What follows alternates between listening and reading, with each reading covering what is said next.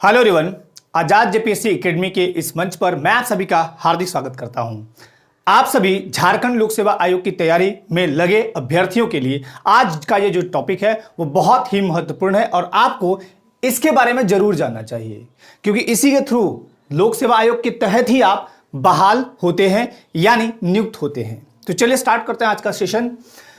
राज्य लोक सेवा आयोग, इसका उल्लेख कहां है? तो भाग 14। आप सभी को पता है भारतीय संविधान विश्व का विशालतम संविधान वाला देश है, यानी जिस भारत देश में आप निवास करते हैं इसका जो संविधान है, मतलब भारत का जो संविधान है वो पूरे वर्ल्ड में नंबर 1 पे है। सबसे ज्यादा अनुच्छेद वाला संविधान भारत का है।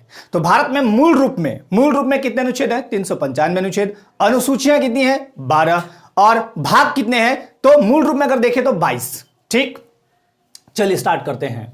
वर्तमान परिप्रेक्ष्य में अगर देखिएगा तो 468 अनुच्छेद क्या ऊपर चले गए हैं और भाग की बात करें 25 और अनुसूची 12 ही है। चलिए स्टार्ट करते हैं आगे, इसके आगे चलते हैं। मतलब उल्लेख भाग 14 में, ठीक है, भाग 14 में राज्य लोक सेवा आयोग का उल्लेख है और यह आर्टिकल है 315 से 323 तक। ठीक, अनुच्छेद क्या होता है? एक नियमों की व्याख्या करता है। हर एक अनुच्छेद एक विशेष नियम की या कानून की व्याख्या करता है। ठीक, उसमें एक कानून या नियम होता है।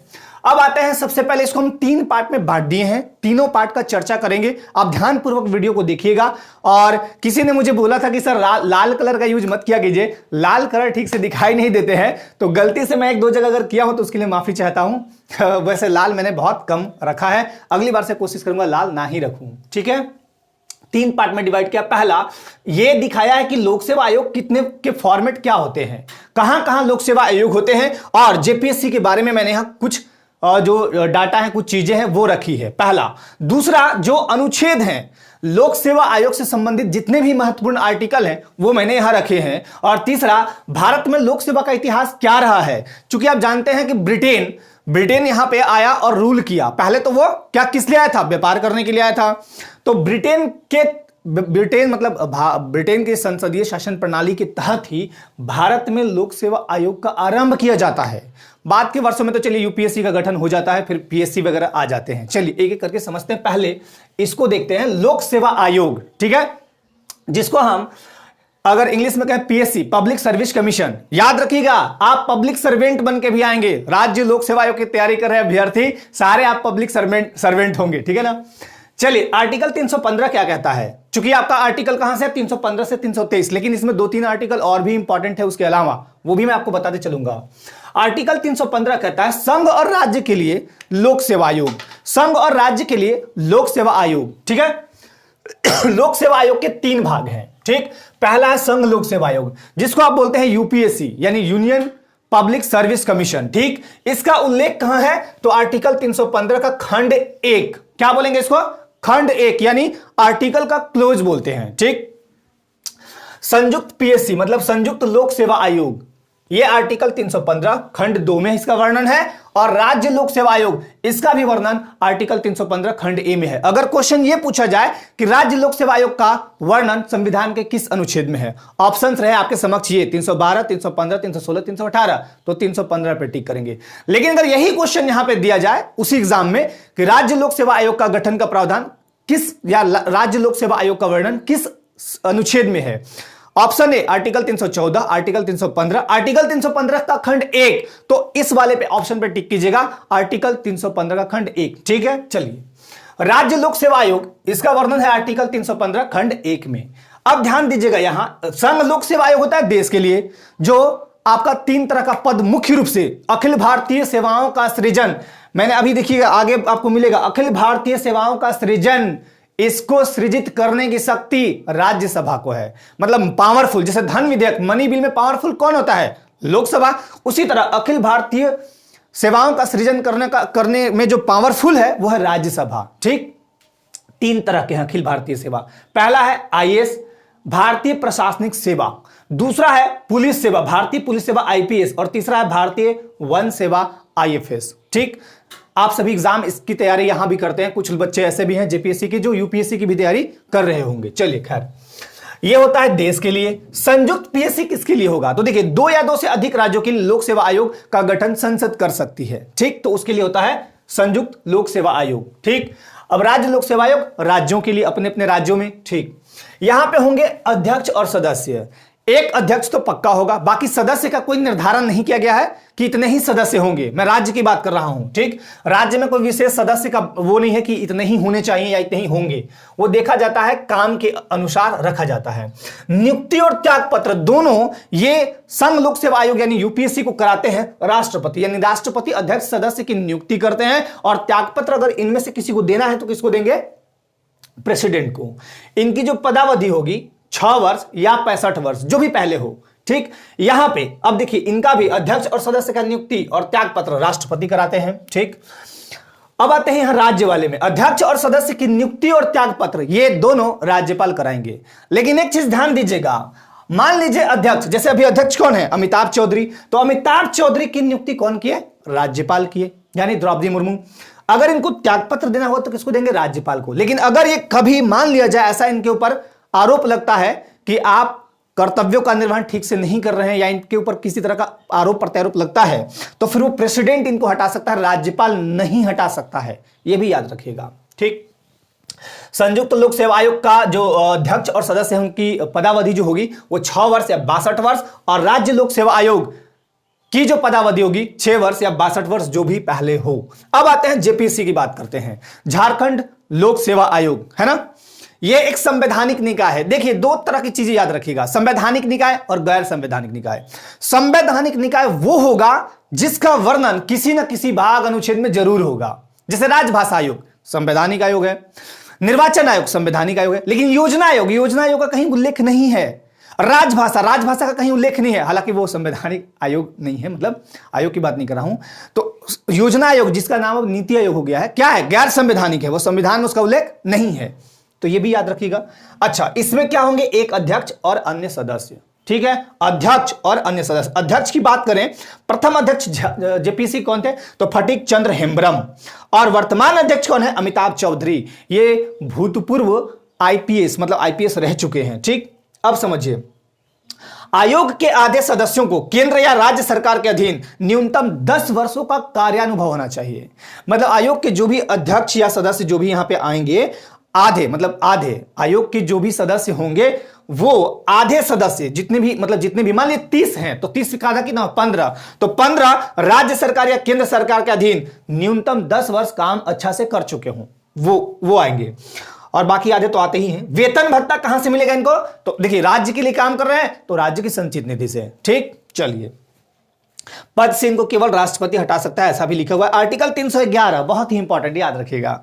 सिविल सेवकों के अधिकारों की ये रक्षा करता है। सिविल सेवकों के बहुत सारे अधिकार हैं, उनकी रक्षा कौन करता है? आर्टिकल 311। इसलिए इसे सिविल अधिकार भी कहते हैं, यह भी याद रखिएगा। ठीक है, चलिए आगे बढ़ते हैं। अब इसके बाद यहां आते हैं, अब अनुच्छेद आपको रट डालने हैं, इतने ही अनुच्छेद हैं। और चूंकि आप लोक सेवा आयोग की तैयारी कर रहे हैं, ध्यान दीजिएगा, एग्जाम पर्पस से, ये पीटी एग्जाम पर्पस से आर्टिकल की मैं बात कर रहा हूं, बहुत इंपॉर्टेंट नहीं है। इंटरव्यू पर्पस से बहुत बहुत बहुत इंपॉर्टेंट है, क्योंकि आप जब लोक सेवक की, मतलब लोक सेवक बनने को तैयार हैं, आपकी नियुक्ति गवर्नमेंट करने वाली है, ऐसे में वो चाहेगी कि इनको अपना अधिकार, कर्तव्य, आर्टिकल वगैरह पता है कि नहीं, जांच लें। तो वहां पूछा जा सकता है इंटरव्यू बोर्ड में। वैसे भी आप अभी याद कर लीजिए, बहुत अच्छा है और आपको जानना भी चाहिए। चलिए, आर्टिकल 312 मैंने बता दिया। यहां पे अखिल भारतीय सेवा 3 तरह के होंगे, जिनका सृजन राज्यसभा करती है। राज्यसभा कैसे करेगी? 2/3 बहुमत लाएगी, विशेष बहुमत 2/3 बहुमत से पारित करेगी, लोकसभा पारित करेगी, हो गया काम खत्म। लेकिन विशेष शक्ति इन्हीं को है, राज्यसभा को। ठीक, चलिए आर्टिकल 315 की बात करें, संघ और राज्य के लिए लोक सेवा आयोग, जो कि यहां भी मैंने लिखा है, संघ और राज्य के लिए पीएससी मतलब पब्लिक सर्विस कमीशन। ठीक, आर्टिकल 316 क्या कहता है? सदस्यों की नियुक्ति और कार्यकाल। सदस्यों की नियुक्ति कौन करेगा? तो लोक सेवकों की नियुक्ति या तो राष्ट्रपति करते हैं या राज्यपाल करते हैं। राष्ट्रपति किनकी करते हैं? तो देखिए, मैंने यहां लिखा है, राष्ट्रपति संघ लोक सेवा आयोग के सदस्य और अध्यक्ष की, और संयुक्त लोक सेवा आयोग और अध्यक्ष की नियुक्ति। लेकिन यहां राज्य की अगर बात करें तो उनका कौन करेगा? राज्यपाल करेगा। और कार्यकाल के बारे में मैंने यहां बता रखा है। तो कौन सा आर्टिकल है? 316 क्या कहता है?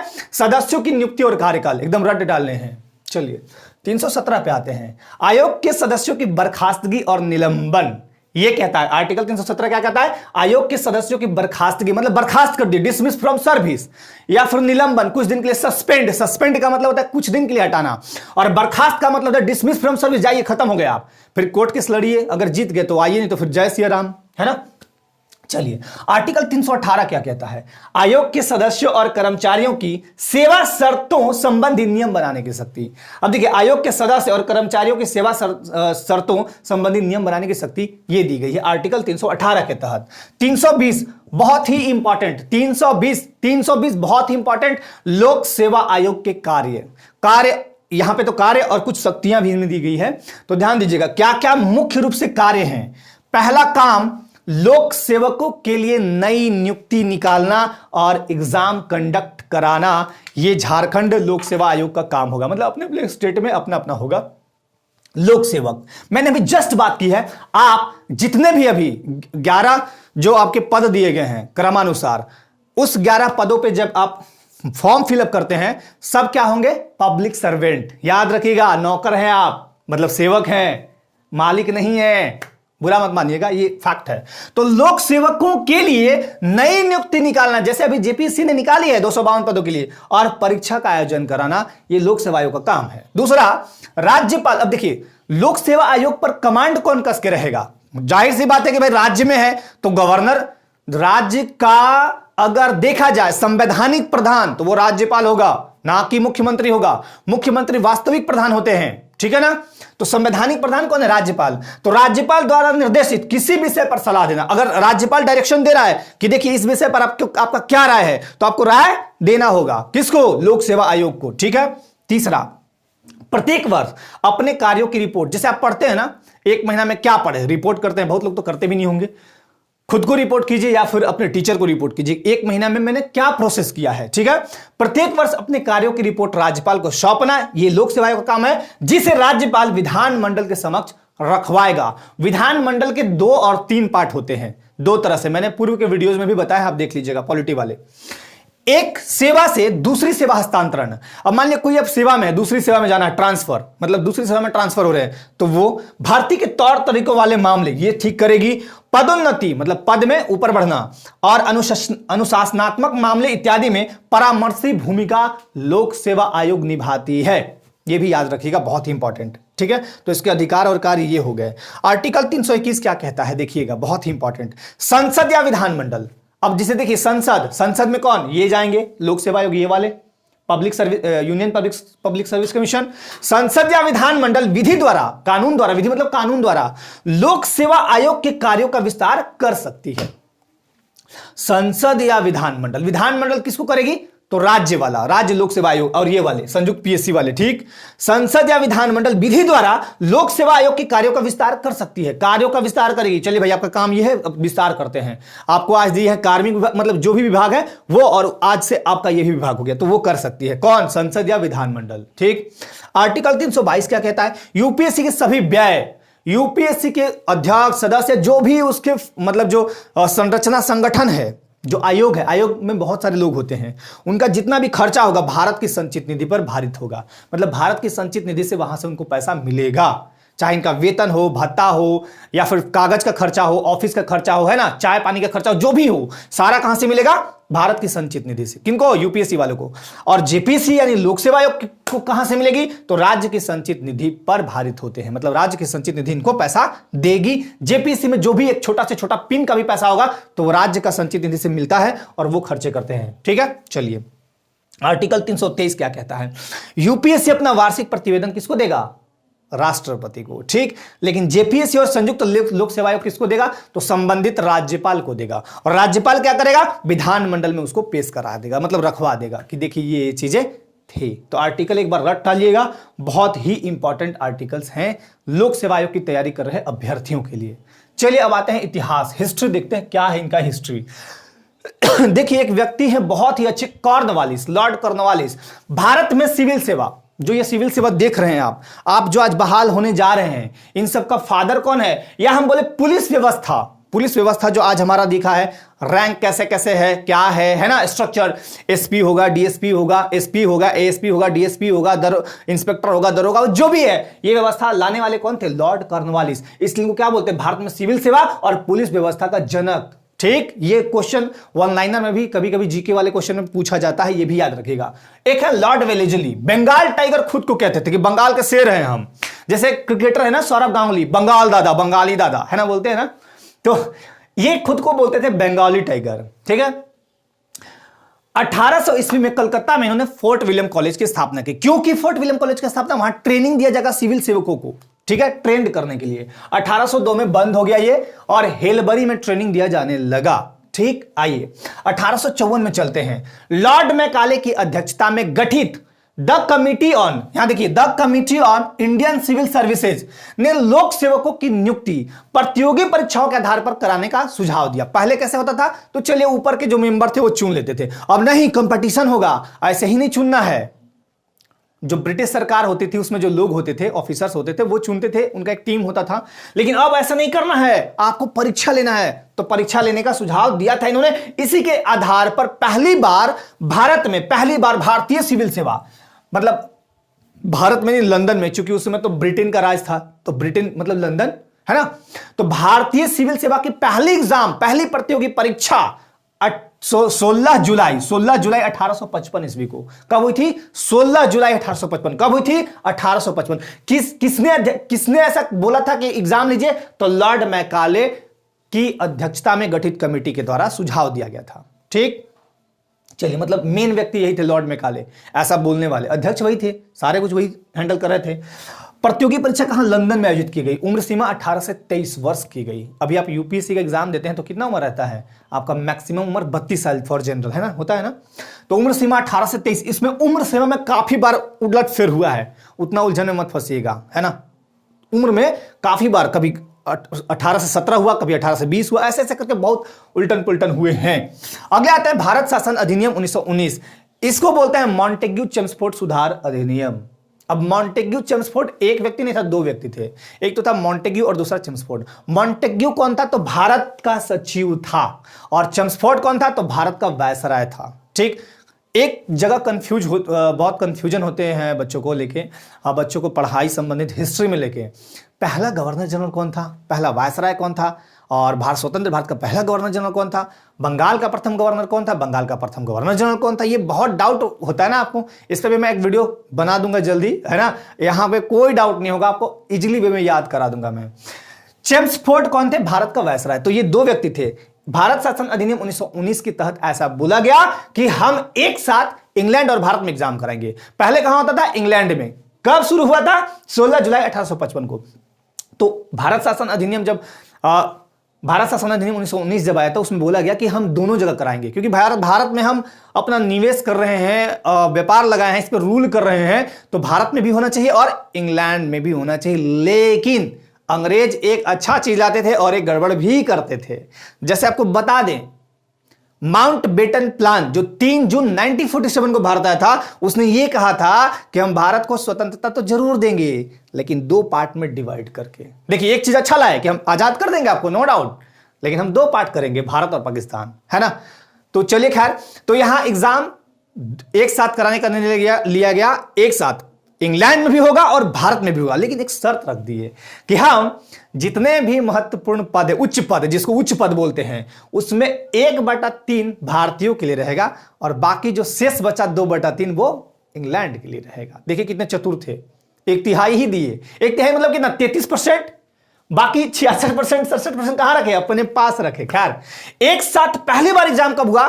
तो 1922 ईस्वी में। ठीक है, 1922 ईस्वी में याद रखिएगा। और आपको ऐसे भी ट्रिकली याद रखिएगा, 1920 में असहयोग आंदोलन हुआ था, उसके बाद 5 फरवरी 1922 को चौरा चौरी हुआ था। चौरा चौरी 2 बार आया ना, चौरा चौरी। तो लंदन इलाहाबाद 2 बार, ऐसे याद रख लीजिएगा, चाहे जैसे भी याद रखिए, कोई नहीं, या 2 ऐसे भी है तो डबल बार। तो एक साथ पहली बार एग्जाम 1922 में कहां हुआ? लंदन और इलाहाबाद में। लंदन में वहां हुआ उनके लिए, अंग्रेज लोग जो भी थे वहां, और इलाहाबाद में भारतीयों के लिए।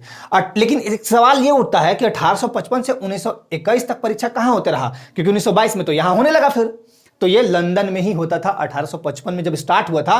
मतलब देखिए 1855 से स्टार्ट हुआ और 1921 आते आते तक लंदन में ही एग्जाम होते थे। मतलब अगर भारतीय हैं तो लंदन में जाइए एग्जाम देने, कोई दिक्कत नहीं है। खैर, एक आया था ली कमीशन। ली कमीशन पहली बार पब्लिक सर्विस कमीशन यानी लोक सेवा आयोग की स्थापना की बात इन्होंने की और 1926 में केंद्रीय लोक सेवा आयोग के रूप में स्थापना किया इन्होंने। किसमें? केंद्रीय लोक सेवा आयोग। नाम क्या दिया? केंद्रीय लोक सेवा आयोग। इसमें एक अध्यक्ष और 4 सदस्य होते थे। एक अध्यक्ष। पहला अध्यक्ष कौन थे? तो सर रोजर बारकर। कौन थे? Sir Roger Barker. ठीक, आपसे अगर कभी ये पूछ ले कि यूपीएससी का पहला अध्यक्ष, तो आप बोल सकते हैं सर रोजर बारकर। ठीक, ये केंद्रीय लोक सेवा आयोग है, मतलब यही संघ वही चीज है। अभी देखिए कैसे चेंज होगा आगे। भारत सरकार अधिनियम 1935, जहां से हमने 200 से भी अधिक संविधान के जो अनुच्छेद हैं वो या तो उसी रूप में लिए हैं, थोड़ा चेंज करके लिए। देखिए एक चीज बता देते हैं, संविधान बनाने वाले लोग इतने टैलेंटेड थे, भारतीय इतने टैलेंटेड थे कि 60 देशों से अधिक संविधान को पढ़ा था। और सोचिए कि उनका सोच क्या रहा होगा आज। मतलब 1900 वाले ईस्वी में, 1946 में जो कैबिनेट मिशन आया था उसी के आधार पर तो संविधान का गठन हुआ। उस समय का सोच और आज के सोच को रखे थे वो, तो बहुत मेहनत भी किए थे। 2 वर्ष से 11 महीने 18 दिन अथक परिश्रम किए बेचारे, तब जाके ये संभव हो सका। और आज हम जिस अधिकार और जिस मतलब प्रखरता के साथ, जिस सुदृढ़ता के साथ कोई काम करते हैं या तैयारी करते हैं, जो हमको खुला स्वतंत्रता मिला है, शुक्र मनाइए कि उन्हीं 389 मेंबर का, है ना। हमें यह नहीं भूलना चाहिए अपना इतिहास। तो भारत सरकार अधिनियम 1935, इसका नाम, किसका नाम? केंद्रीय लोक सेवा आयोग। इसका नाम बदलकर क्या कर दिया? संघीय लोक सेवा आयोग। अब केंद्र से क्या कर दिया? संघीय लोक सेवा आयोग। कौन किया? 1935 का भारत शासन अधिनियम, फेडरल पब्लिक सर्विस कमीशन। एक चीज और, इसके बाद संविधान लागू। अब आप बताइए संविधान लागू कब हुआ था? 2 क्वेश्चन मैं देता हूं और दोनों का कमेंट कीजिएगा, क्योंकि ये क्वेश्चन हर बार हर जगह पूछे जाते हैं। बहुत बार देखा है मैंने। अगर इंग्लिश हिंदी कर दिया तो भी दिक्कत, या फिर अगर दोनों क्वेश्चन दे दिया तो कई लोग गड़बड़ जाते हैं कि संविधान लागू कब हुआ था और वो कब हुआ था, बना कब था। तो आपको 2 कमेंट करने हैं आज। भारतीय संविधान कब अंगीकृत हुआ था? मेरा पहला क्वेश्चन, भारतीय संविधान कब अंगीकृत हुआ था? और दूसरा क्वेश्चन, भारतीय संविधान कब लागू हुआ था? ठीक, तो देखिए भारतीय संविधान लागू होने के बाद एपीएससी यानी फेडरल पब्लिक सर्विस कमीशन यानी संघीय लोक सेवा आयोग का नाम बदलकर क्या कर दिया गया? संघ लोक सेवा आयोग यानी UPSC, union public service commission. संघीय तो यह हटा दिया, दीर्घई यह हटा दिया, संघ बचा दिया खाली, संघ लोक सेवा आयोग। ठीक है, तो जेपीएससी की तैयारी कर रहे तमाम अभ्यर्थी इसे देखेंगे, छात्र छात्रा देखेंगे और आपके सुझाव हमेशा सादर आमंत्रित हैं। यदि मैं करंट की बात करूं, करंट आपका स्टार्ट जरूर हो गया है और मैं उसको वॉल्यूम वाइज लेके चलूंगा। जरूर आपका कराया जाएगा ये करंट, नेशनल इंटरनेशनल वो भी कराई जाएगी। धैर्य रखें और चीजों को लेके थोड़ा आप सीरियस भी रहिए। अब दिन रात मेहनत कीजिए, पढ़िए। देखिए थोड़ा सा माहौल अभी बदला है चीजों को लेके, है ना, भर्तियों को लेके, रोजगार को लेके माहौल बदल रहे हैं। तो ऐसे में आप मेहनत खूब कीजिए। देखिए एक बात मेरी हमेशा याद रखिएगा, आने वाले लाइफ में मैं चाहे जहां भी रहूं, है ना, मैं तो प्लेटफॉर्म पे ही रहूंगा और आप चाहे जहां भी जाएं, इस बात को गांठ बांध लीजिएगा और वो बात याद आएंगी। आज आपका मेहनत कल के सुख का परिणाम होगा। कल जो आप बनेंगे ना, आप कड़ी मेहनत करके तो देखिए, आप जो बनेंगे ना फिर हमको बोलिएगा, तब फिर याद कीजिएगा कि सर ने ऐसा बोला था। तो एक बार खुद ही को कर बुलंद इतना कि खुदा भी तकरीर से पहले पूछे, बता तू जेपीएससी में कौन सा पोस्ट लेगा। ठीक है, तो बढ़िया से पढ़िए, मस्त रहिए, व्यस्त रहिए, अपने लाइफ में चीजों को लेकर घबराए नहीं। और एक चीज हमेशा याद रखिए, जितने भी छात्र छात्रा हैं, तैयारी करते समय कई बाधाएं आएंगी, उनसे निपटिएगा। खासकर ऐसी बाधाएं, बता देता हूं, अगल बगल के लोग आपको बहुत परेशान करेंगे। यार कुछ रिलेटिव हो सकते हैं, नहीं निकलेगा, 252 है, पिछला दिया था मैंने, ऐसे वैसे किसी का मत सुनेगा। एकदम कर्फ्यू लगा दीजिए, आर्टिकल 356, 360 और 352 तीनों लगा दीजिए आपातकाल और पढ़ाई पे केंद्रित रहिए। मेरी एक बात खाली याद रखिएगा, अगर आज आप मेहनत करते हैं तो कल देखिएगा बहुत अच्छे जगह पे आप होंगे। आज के लिए बहुत बहुत धन्यवाद। जय हिंद।